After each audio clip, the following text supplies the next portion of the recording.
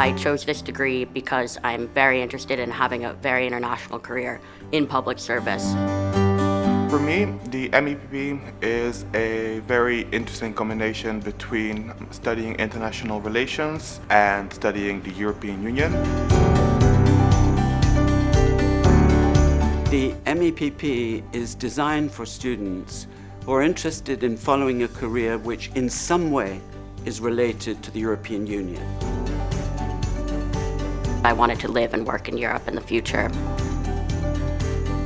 The particular approach to teaching at SAIS Europe is interactive.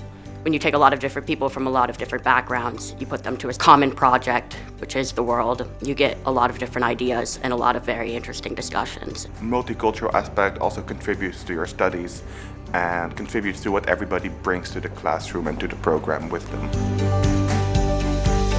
There are a lot of teachers and faculty staff who help you every day to put your dreams and put your goals into more reachable objectives and to help you realize how you can reach these objectives as well. In addition to academic courses, the MEPP provides various types of professional training intended to help students prepare for interviews, for competitions, and for subsequent employment.